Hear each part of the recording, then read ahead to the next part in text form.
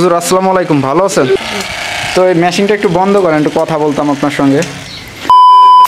আসসালামু আলাইকুম। তো আমি আজকে আছি বাবরাহাসলা ইউনিয়নের পাইকেলবাড়ি গ্রামে রহমানিয়া হাফেজিয়া মাদ্রাসায়। তো এইখানে হচ্ছে ঈদের ঠিক 4 দিন আগে। তো আমি যেখানে আছি, যে ভাই ব্রাদারগুলো আমার সাথে আছে, একটু ঘুরাই দেখো সবাইকে। তো সবাই হচ্ছে কালকে ঈদের ছুটিতে যাবে। তো আমাদের এইখানের হাফেজ সাহেব অর্থাৎ তিনি আমাদের শিক্ষক। তো সবাইকে মাশাআল্লাহ চুল কেটে দিচ্ছে। তো আমি তাদের ভিডিওগুলো একটু দেখাবো, আশা করি ভিডিওটা ভালো লাগবে।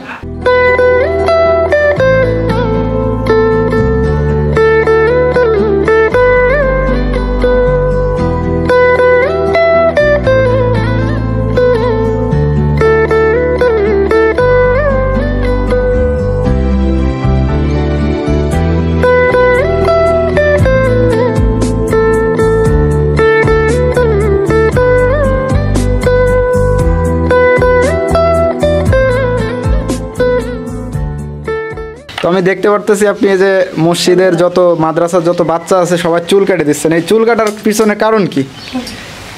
কারণ হলো আসলে দেখা যাচ্ছে যে মাদ্রাসা থেকে কাটে দিলে ঈদের সময় দেখা যাচ্ছে অনেক ছাত্র বাড়িতে যায় উল্টো পাল্টাভাবে মানে অনেকভাবে কাটে, এতে মাদ্রাসার অনেক সময় বদনাম হয়। আর এটা সুন্নতি কাটিং দেখা যাচ্ছে যে নিজে কাটে দিলে এদের টাকাও বেঁচে গেল অবশ্যই। আর একটা সবার একটা এক মাপের কাটা। আচ্ছা আচ্ছা, অন্যরকম একটা বিষয়। চারিদিকে তাকে আর কি চুলটা কেটে দেওয়া, সবাই কেটে দেবে ইনশাল্লাহ। যাক আলহামদুলিল্লাহ।